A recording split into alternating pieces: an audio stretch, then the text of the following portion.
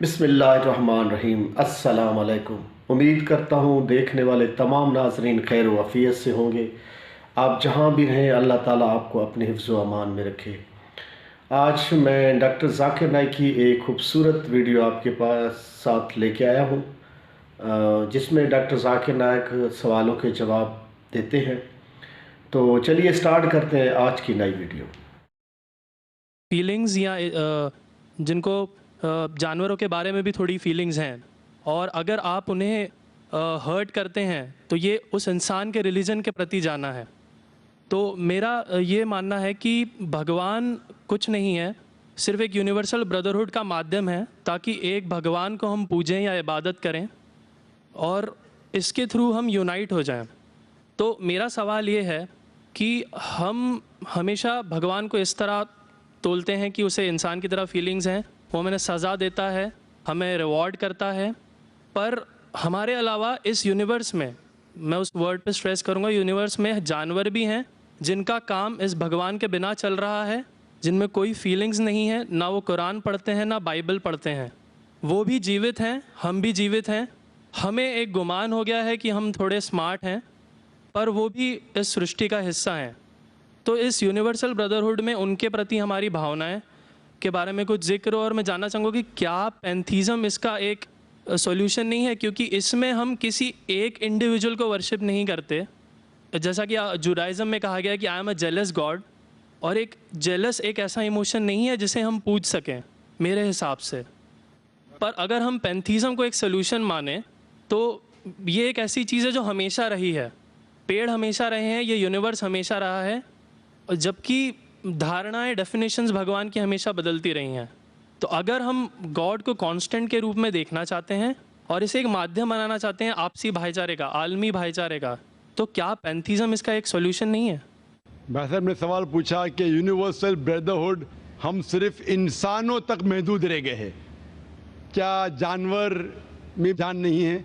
और ये भगवान को हमने खुद बनाया ताकि आलमी भाईचारा रहे, लेकिन क्या पैंथियज्म इसका सल्यूशन नहीं है कि भगवान को हम दूसरे रूप में देखें?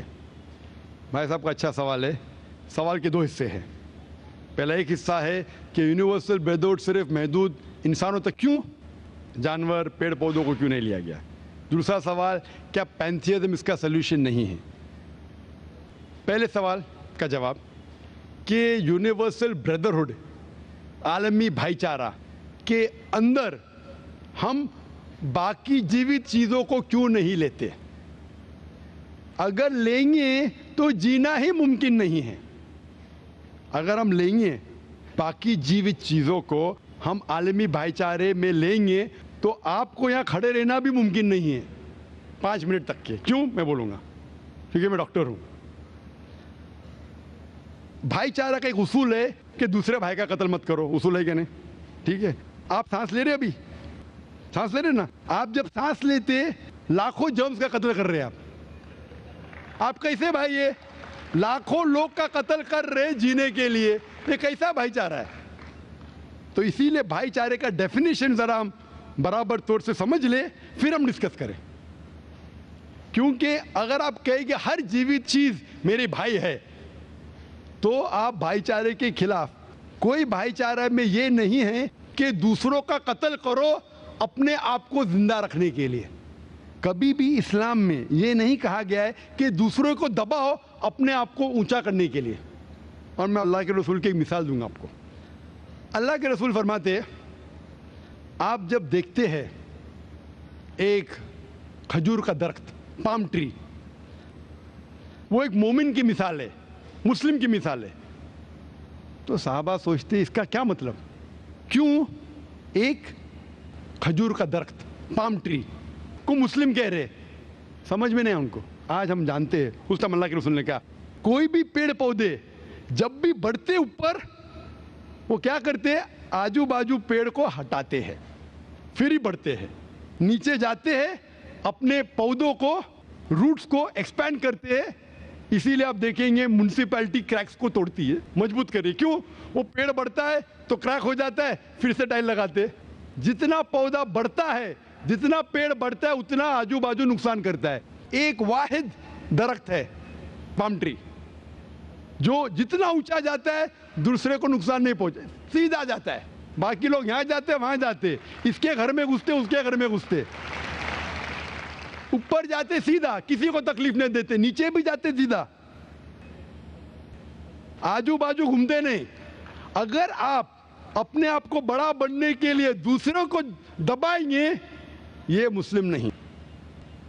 तो अगर मैं मानूं आपकी बात को कि हर जीवित इंसान को भाईचारा करूं, तो मुझे जीने का हक ही नहीं, किसी को जीने का हक नहीं है। लेकिन उसका मतलब ये नहीं कि हम दूसरे जीवित लोग को तकलीफ पहुंचाए जानबूझ के। इसीलिए इस्लाम में जब मोहम्मद सल्लल्लाहु अलैहि वसल्लम पैगाम दिए अरब देशों में, अरब ममालिक में, तो लोग ने कहा ये कैसा इंसान है।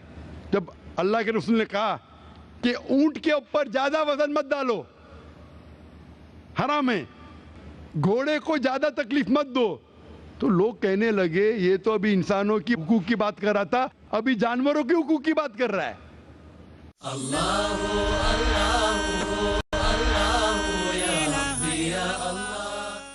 अल्लाह के रसूल फरमाते जब एक शख्स आग उगाता, बोलते आग को बुझाओ, क्यों? उधर चींटियां मर रहे हैं। उसका मतलब जानबूझ के कोई भी जीवित चीज को मारना हराम है। सिर्फ अनजाने में इजाजत है, या जिसकी इजाजत खुदा ने आपको दी है, जिसकी इजाजत दी है खुदा ने। मिसाल के तौर पे मनुस्मृति में चैप्टर नंबर 5 श्लोका नंबर 31 में लिखा है कि खुदा ने कुछ जानवरों को बनाए खाने के लिए और किसको खुराक बनने के लिए, some to be eaten some to eat. अगर वो खाने वाला जानवर दूसरे जानवर को खाता है जिसको खुराक के लिए बनाया है, तो कोई गुनाह नहीं है। मनुस्मृति चैप्टर नंबर 5 श्लोक नंबर 30 में अगर आप उस जानवर का कत्ल करते जो खाने के लिए बनाया गया, तो आप गुनाह नहीं कर रहे।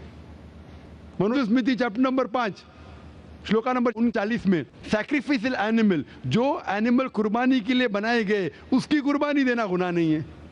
मैं क्यों हिंदू धर्म से कह रहा हूँ, मुस्लिम से भी कह सकता हूँ, बहुत से हवाले। उसका मतलब हमें किसी को तकलीफ नहीं देना चाहिए।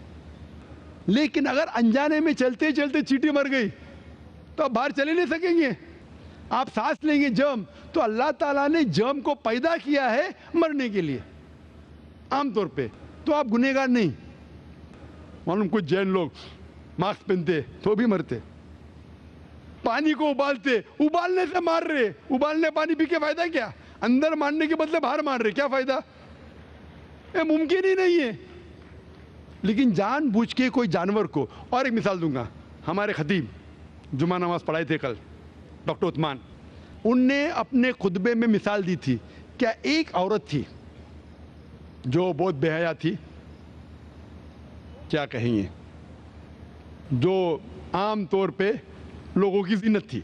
मैं लफ्ज़ उर्दू ज़रा मेरी कमज़ोर है, मैं किसी को ठेस नहीं पहुंचाना चाहता। इंग्लिश में कहेंगे नॉट विथ गुड कैरेक्टर, बाजारी औरत। ज़रा मैं ऐसे लफ्ज़ नहीं इस्तेमाल करना चाहता किसी को चोट पहुंचे। तो बाजारी औरत थी जो बहुत गुनाह करती थी, लेकिन एक वक्त एक कुत्ते को पानी पिलाया, तो अल्लाह के रसूल फरमाते सिर्फ वो एक अच्छे अमल के वजह से खुदा ने उसे जन्नत में डाला। बाजारी औरत गलत काम करती है, जिना करती है, एक अमल क्या की, एक कुत्ते को पानी दी, इंसान को नहीं कुत्ते को, और अल्लाह उसे जन्नत में डालता है।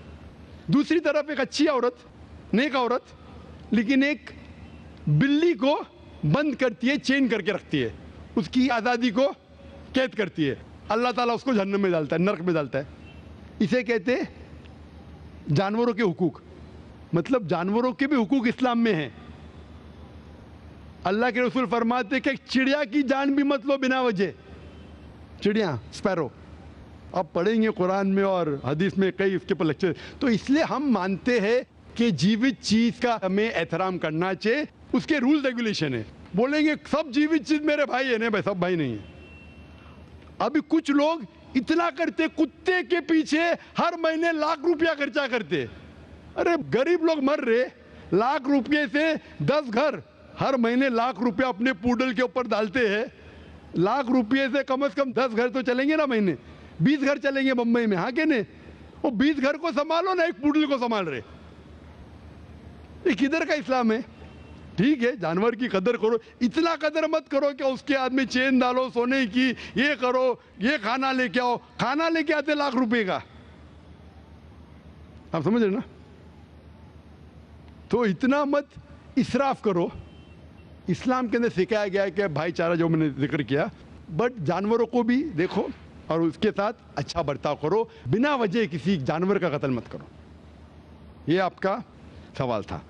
आपका दूसरा सवाल इसके अंदर जवाब हो गया। आप कहते हैं कि पैंथियज्म, सबको खुदा मानना इसका जवाब है। उसका जवाब में कहा था, हमारे भाई जो अवतार सिंह थे ना, उसने कहा था पैंथियज्म, सब कुछ खुदा है, सब कुछ खुदा है। इससे क्या होता है कि सब कुछ खुदा है, मतलब अगर आप सबको खुदा मानते, चोर को भी खुदा मानते, डाकू को भी खुदा मानते, खुदा का मतलब उसका कहना मानना, बराबर कि नहीं? उसकी इज्जत करना, उसकी इबादत करना, वो जो कहता है उसकी बात मानना। तो आप अगर वो चोर को खुदा बोलेंगे, वो बोलेगा चोरी को, तो आप चोरी करना शुरू करेंगे। वो बलात्कार करने वाला कहेंगे आपसे, आप उसको खुदा बोलेंगे, चल मैं बलात्कार कर, आप करेंगे? करेंगे? तो इसी तरह ये इलॉजिकल है। खुदा एक है और सिर्फ उसकी इबादत करना चाहिए। और ये जो फिलॉसफी है, ये फिलॉसफी जो आप बोल रहे, किधर से आई? इसे कहते हैं एंथ्रोपोमॉर्फिज्म। क्या कहते हैं? एंथ्रोपोमॉर्फिज्म, मतलब गॉड ने हर चीज की शक्ल हासिल की। और इसके अंदर एक फिलॉसफी है कि खुदा इतना पाक, इतना नेक, वो जानता नहीं कि किस तरीके से इंसान को तकलीफ होती है। और ये एंथ्रोपोमॉर्फिज्म जो फिलॉसफी है, खुदा अलग अलग चीज में शामिल होते हैं। और कई मजहब, इस्लाम के अलावा कोई मजहब कहता है कि खुदा एक बार इंसान का रूप हासिल किया, कुछ मजहब कहते हैं अनेक बार। और उनकी लॉजिक है कि खुदा इतना पाक, इतना नेक, इतना महान, उसे पता नहीं इंसान की तकलीफ क्या है, इंसान को किस चीज का बुरा लगता है। इतना नेक, इतने पाक, इंसान को दर्द कैसा होता है, इंसान को तकलीफ कैसा होती है। तो ये खुदा जो नेक और पाक है, जानने के लिए इंसान के उसूल क्या होना चाहिए, वो इंसान का रूप धारण करते हैं। ये फिलॉसफी है एंथ्रोपोमॉर्फिज्म की। ऊपर से लगता है बहुत लॉजिकल है, खुदा इतना नेक, इतना पाक, इतना दयालु, वो जानता नहीं बेचारे इंसानों की क्या तकलीफ है, क्या मजबूरी है, क्या मुश्किलात है। तो इंसान का रूप धारण किया लिखने के लिए, क्या इंसान के लिए अच्छा है बुरा है। ऊपर से देखें तो बहुत अच्छा लगता है, लेकिन तहकीक करेंगे मंतिक से तो एकदम ही गलत। मिसाल के तौर पे, अगर मैंने एक डीवीडी प्लेयर बनाया, डीवीडी प्लेयर, क्या मुझे जरूरी है कि मैं डीवीडी प्लेयर बनूं ये जानने के लिए डीवीडी प्लेयर के लिए क्या अच्छा है क्या बुरा है? जरूरी है? नहीं। मैं एक इंस्ट्रक्शन मैन्युअल लिखूंगा कि डीवीडी प्लेयर को प्ले करने के लिए डीवीडी डालो, प्ले का बटन दबाओ, स्किप करने का स्किप का बटन दबाओ, स्टॉप करने का स्टॉप का बटन दबाओ। पानी में मत डालो, खराब हो जाएगा, ऊपर से मत फेंको, खराब हो जाएगा। मुझे डीवीडी प्लेयर बनने की जरूरत नहीं। इसी तरीके से खुदा हमारा खालिक है, हमारा बनाने वाला है, हमारा पैदा करने वाला है, उसको इंसान बनने की जरूरत ही नहीं।